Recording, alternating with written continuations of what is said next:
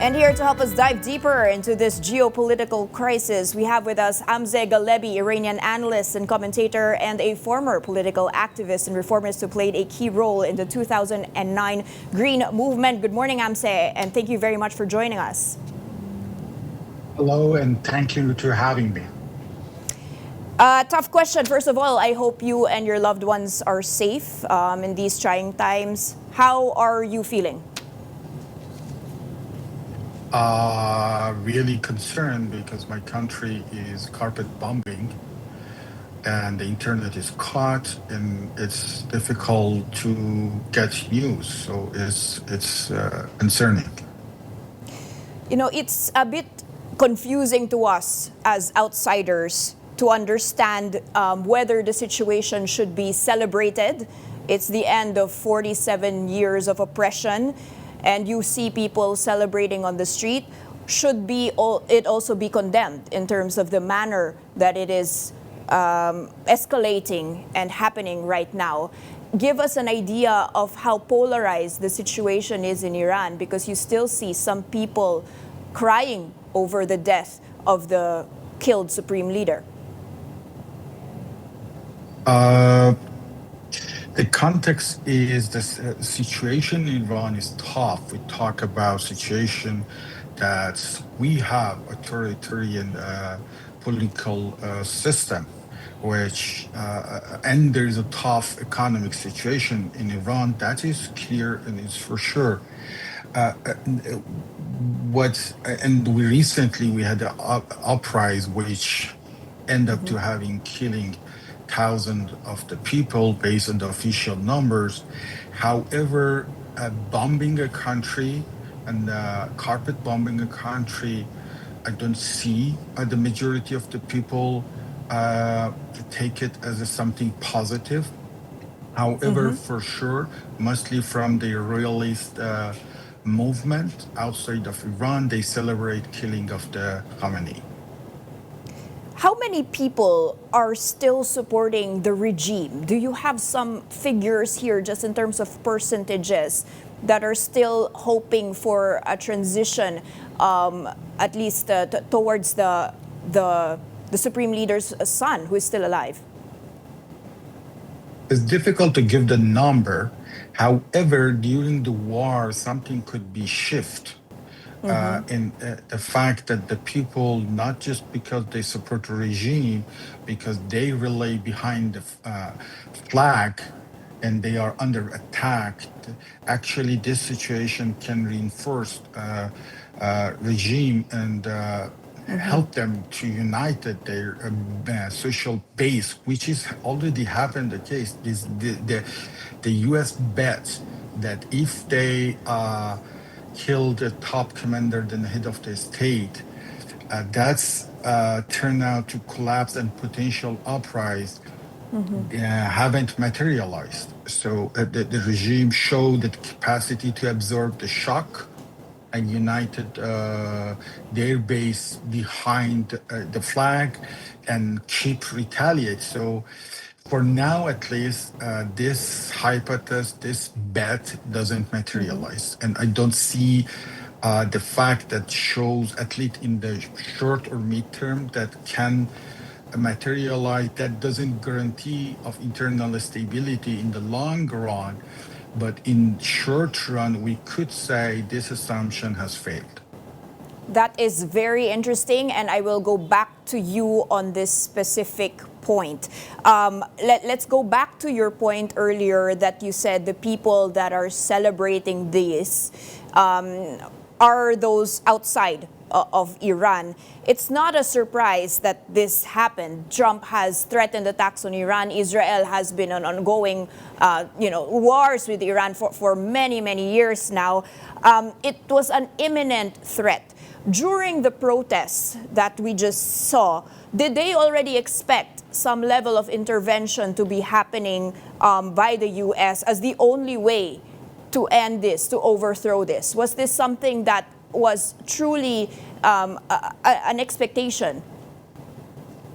From the people who manifest? Correct. It was a true possibility.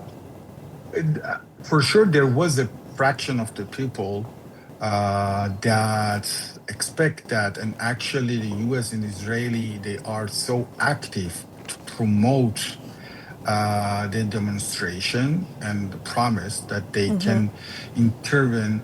However, I'm not sure that even though that is for clearly that was the case, and part of people desperately even embrace the external invasion, I don't have any fact that show this is the majority of the people that went to the street. They want to be bombed by for U.S. as a way to be liberated.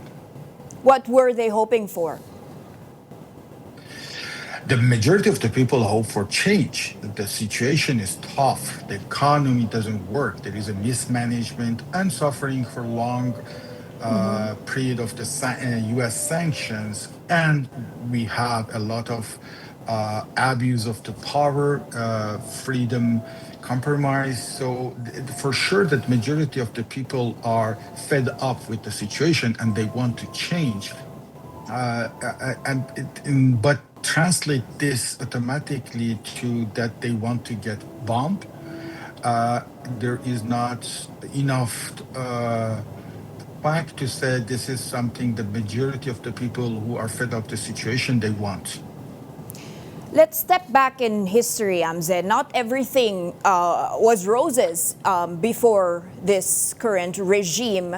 And in fact, they are touting that the new leader, at least part of the opposition, not the full opposition, could be the son of the Shah, who was himself overthrown in the 1979 revolution because of being authoritarian, because of deep economic equality. Can you give us an idea of do the people want to go back to this situation either? There is 2 points.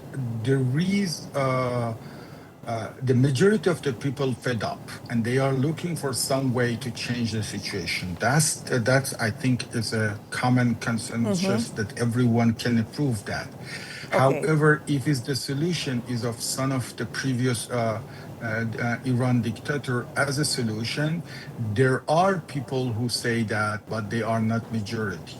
But the majority of the people, they want change and they want to try different means for this change. The son of Shah gets some more popularity recently. However, as is he encouraged the bombing campaign and even doesn't show any sympathy for the Iranian who were killed during the recent war. I feel there is a downside, his popularity go down. So for sure they are a force, but not the strong force at least. As even the Trump in the recent interview said he preferred to work with someone through who is underground and have a foot on the situation. But the regime, if you can call it also a regime, before the revolution was very linked or allied to the West. In fact, they were allies with Israel. Why is this not being pushed by US and Israel? Why why is not pushed? Yes, why is let's say, the transition to go back to the son of the Shah, for instance, given that the No, relationship between US and Israel and Iran was good, quote unquote, during that time? there is a gap between what they want to do and what they can to do and what they can manage to do and what the experience that had from the previous nation building or regime change in Iraq and in Afghanistan.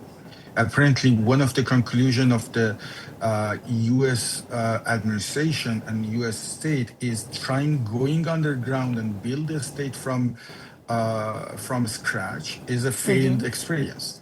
Their ideal situation is templating what they did in Venezuela, means killing the head of the state, deal with someone in the system, not building from the scratch.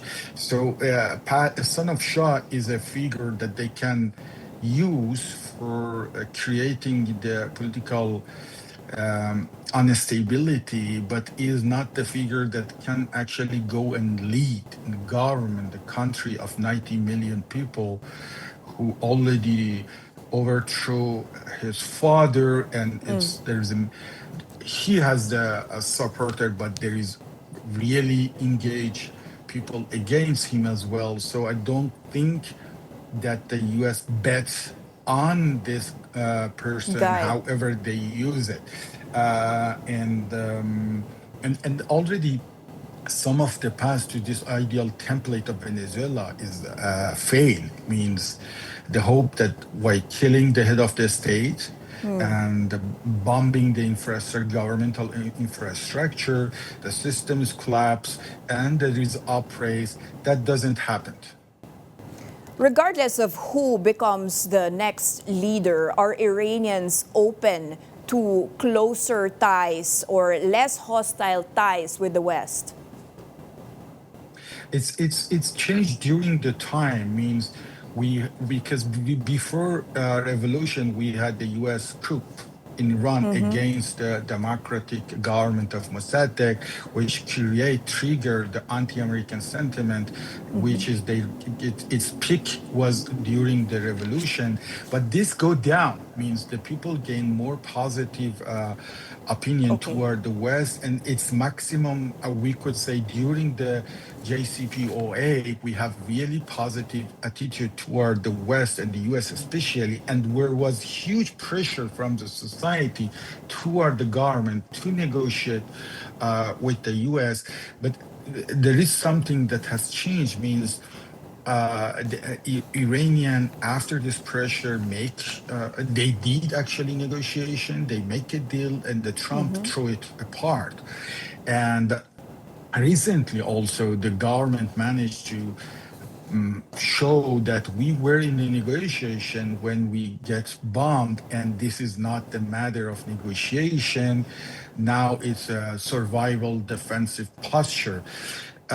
So I would say there was a strong hope in the Iranian society to go through the diplomacy and have a good relation with the West and the US.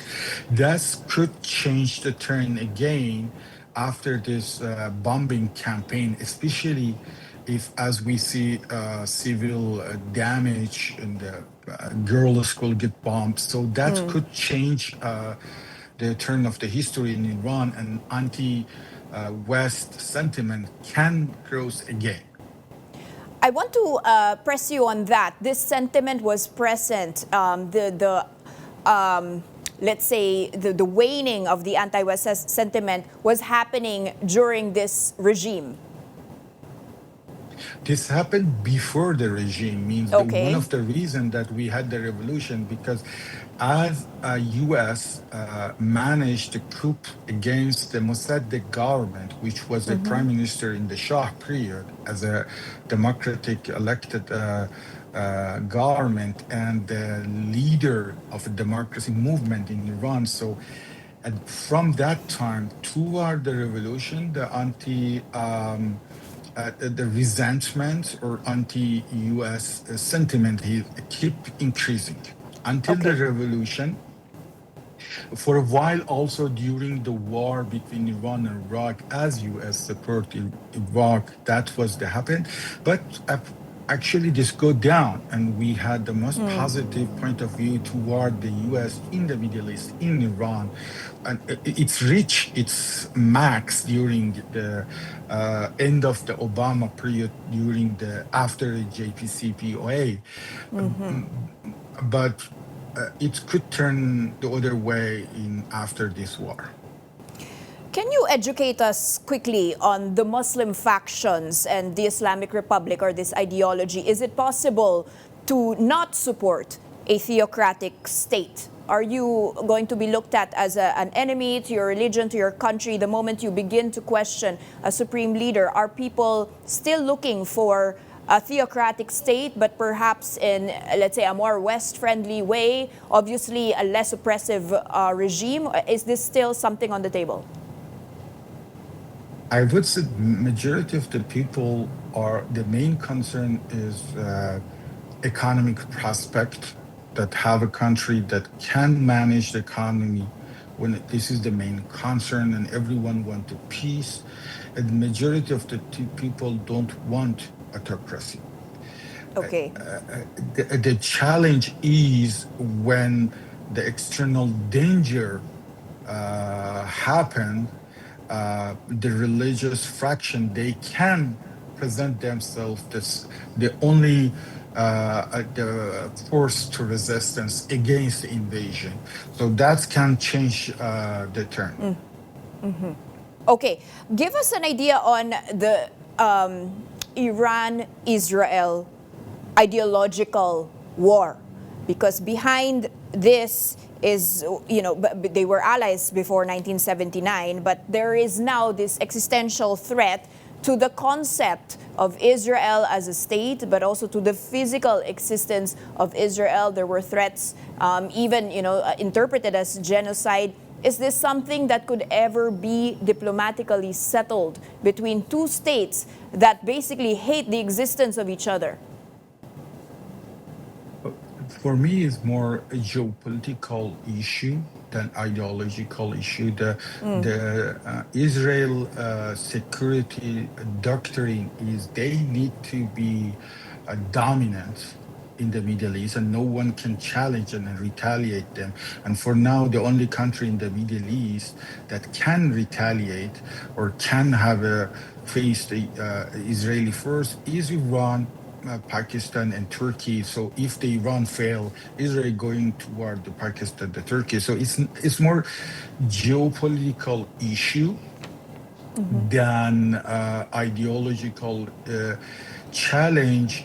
Of in this way, this can settle if we reach in the point that neither of the side can say I can eliminate other side by physical force, by military force. So it's more than, for me, the balance of the power in the region, which Israel try to keep its dominance, and Iran and some other country like Turkey and Pakistan resist.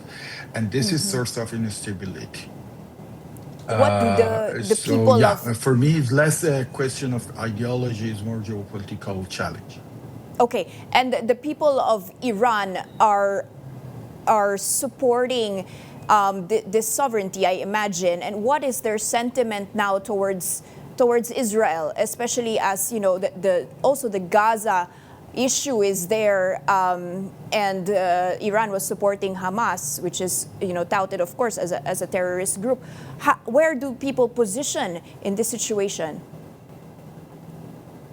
I would say for a fraction of Iranian, they are resentment toward what's happened in Gaza and consider as a genocide. But majority of the people, what they concern is sovereignty of Iran. So that's the fact that Iran is in danger from the Israel.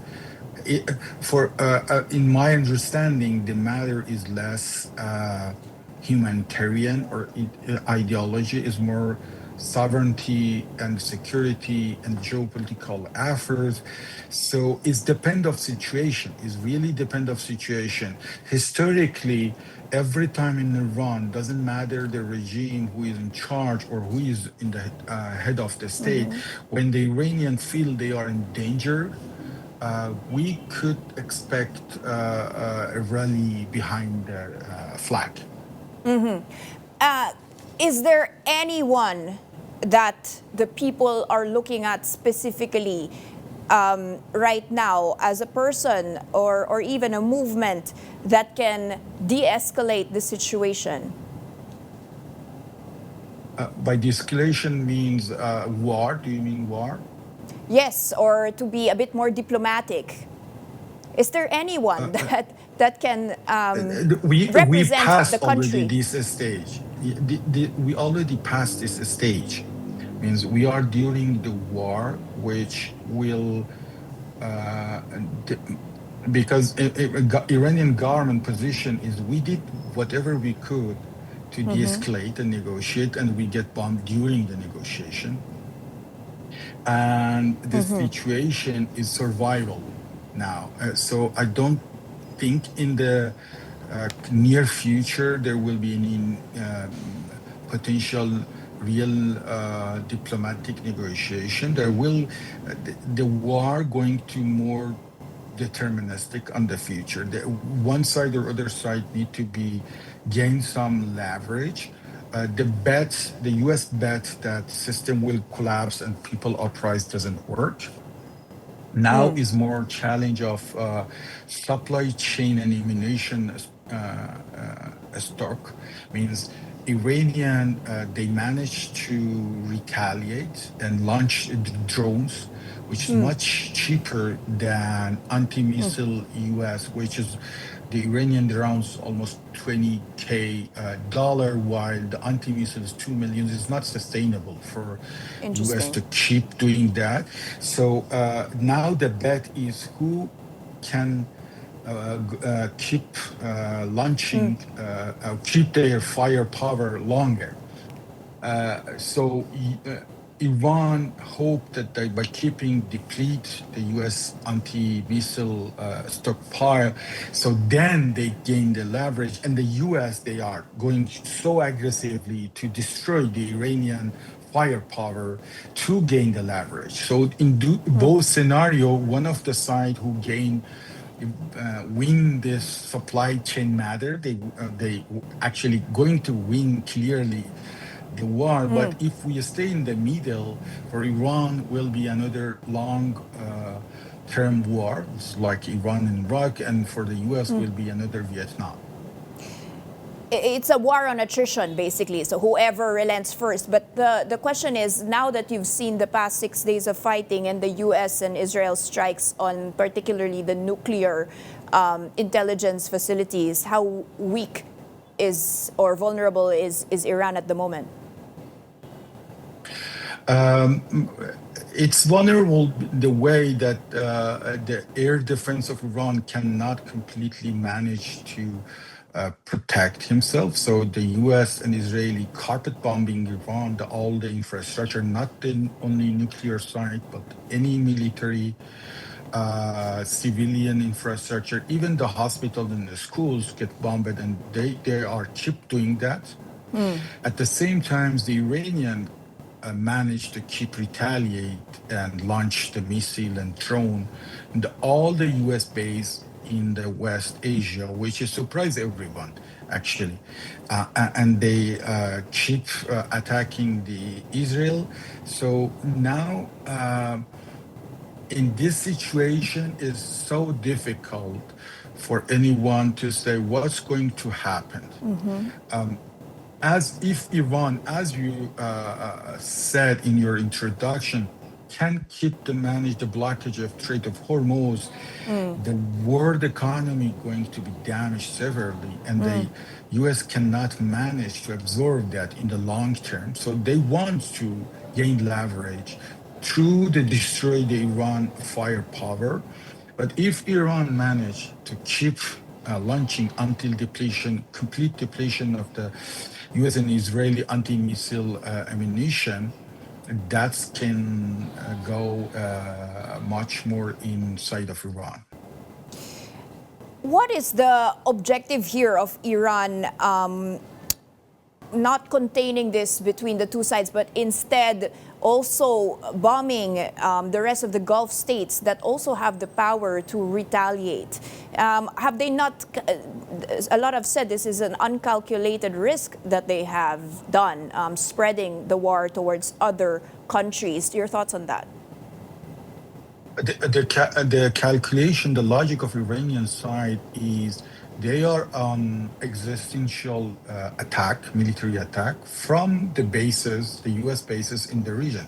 So they attack where they get attacked. So, and they were told their Persian Gulf country that will be happen. And the Gulf country, they almost use the U.S. base with the hope that they give them security shield against the Iran risk, which turn out to be have an inverse effect. Means that Correct. actually Yeah. get them in the race. In the US, either they don't want or they don't prioritize to defend them when there is a risk for Israel, and they focus mostly on Israel. So I think the Persian Gulf countries, they are so vulnerable, and I don't see that they can really add something in the equation.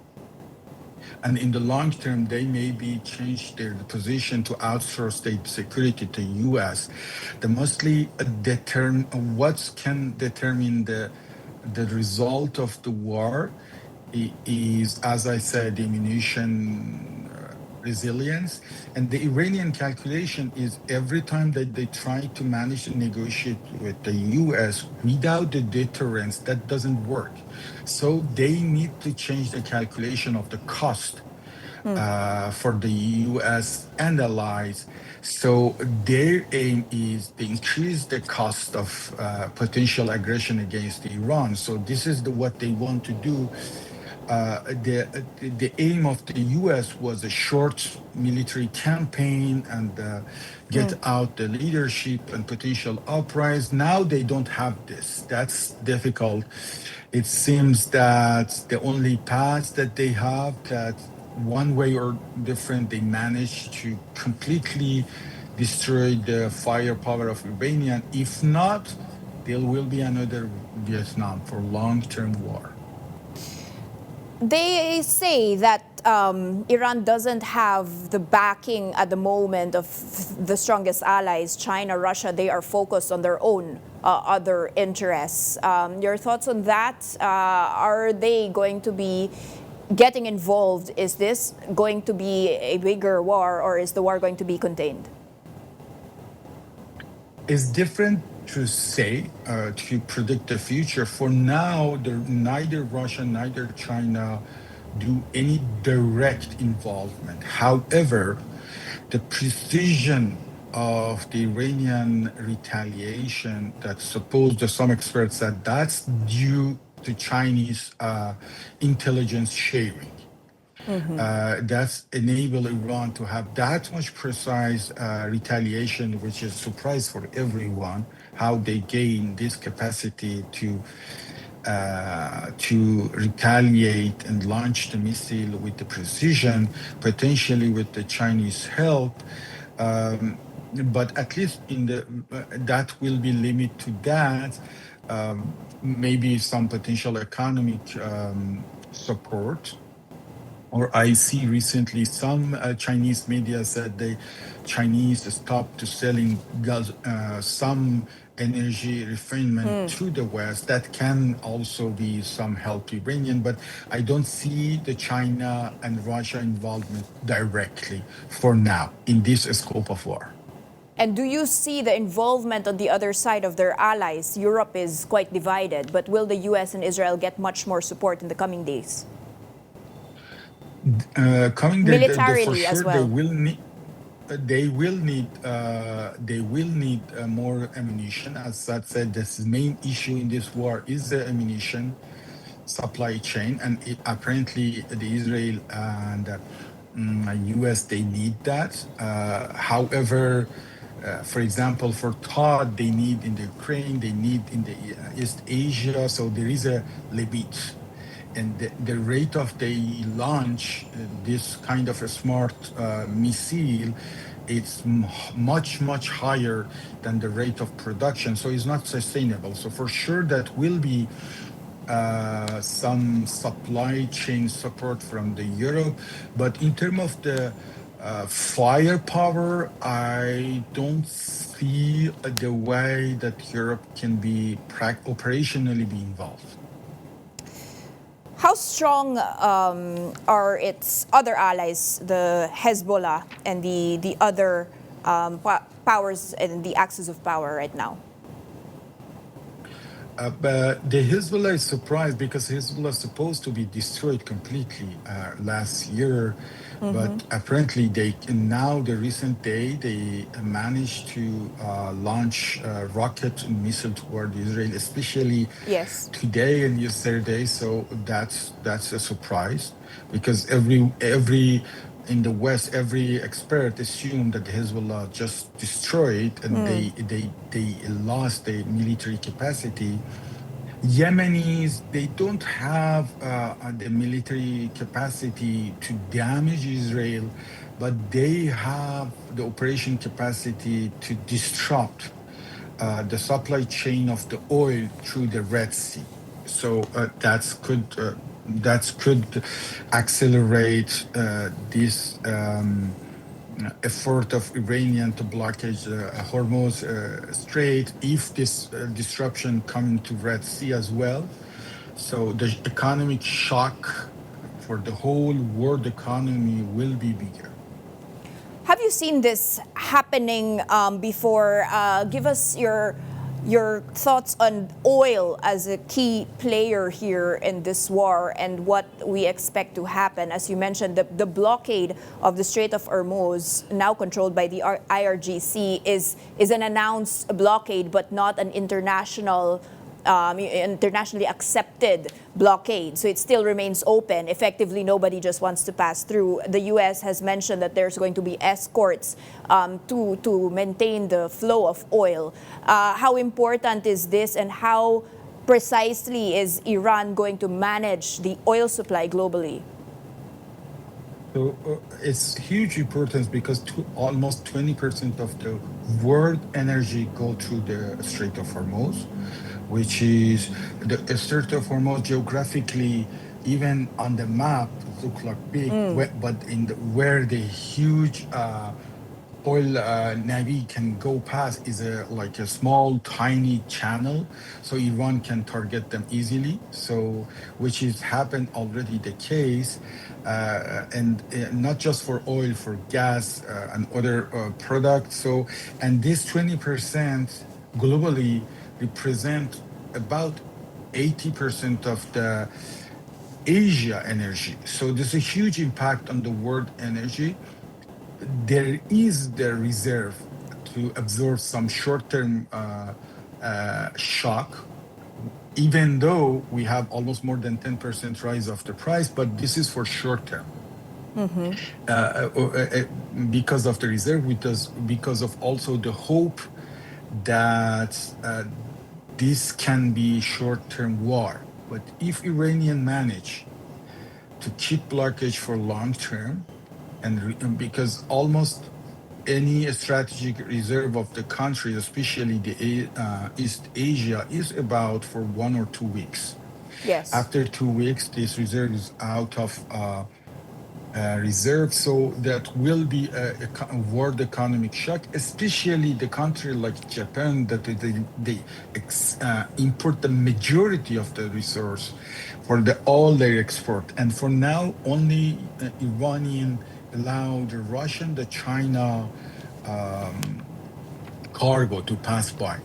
So it's a huge leverage if Iranian can manage to keep blockage. Final question, Hamze, and this is probably going to be quite a long discussion. The future of Iran that you see right now. So from our reading, we have 3 possible scenarios. The first, you have a successor, which is the son of the Ayatollah, so Mojtaba Khamenei, which is backed by the IRGC. So it will still be the theocratic regime, but weakened, and continuing possibly through a military rule. You've got the son of the Shah, Reza Pahlavi, which you mentioned is not very popular right now. And the third option, which is complete chaos and a civil war, which the U.S. wanted to start. And it might end up another Syria, another Libya, another Iraq. What is your reading on this? I would say the highly possible situation is either what is for sure that we are in the mass destruction of Iranian infrastructure. There is a carpet bombing campaign from the US and Israel, so the economy in Iran going to get destructed. So, and a lot of casualty, and the people died, infrastructure damage. So it is a long-term damage. How Iran will change their position in the region, it will depend on the result of the war. Is difficult to predict, but what is highly possible that's going to a long war, and we will have, as you said, a weakened Iran with more authoritarian leader and more involvement of military in every aspect of people's life. Or in the situation of the collapse of system, we will more have something like Libya, means a failed state with the civil war. This is the two main destination that I can see, unfortunately, for Iran. So neither of them is desirable, but this is the path that we are toward it. What are you hoping, what gives the people of Iran hope, especially from your own personal perspective? You're an activist, you're a political refugee living in Paris, you haven't been home in years, maybe decades. Does this situation give you any hope whatsoever? And where would you see that coming from? It's difficult to see any source of hope in this situation because all the alternatives are one way or different. It's not desirable. The son of Shah is so they are extreme right, classic fascist doctrine. With helping to working with Israel to bombing Iran. We have U.S. and Israel bombing Iran, and we have the authoritarian regime that now they present themselves as a force of protection the country. So it's and potentially the war will shift the priority of the people, the political change or any democratic reform in the country going back as a priority. In the country that the economy is disrupted, it's difficult to say and talk and campaign for any positive change. Hopefully, we will not end of civil war, but if the civil war is a total destruction, so there is that rare time in my life that it's difficult to find a source of hope for a situation. Source of hope backed by fact. I wish that the war ended. I wish that the people can change pacifically for more democratic situation, more economic prospect in Iran. But this hope and wish now is not backed by the reality that I can see. This war, this destruction, carpet bombing campaign will destruct Iran, will destabilize the region. We will have a regional war that will impact everyone economically in the world and security-wise whole region. So I don't see any positive outcome out of it. Difficult words there, but thank you very much for your time with us this morning. Hamze Ghalebi, Iranian analyst and commentator. Good morning.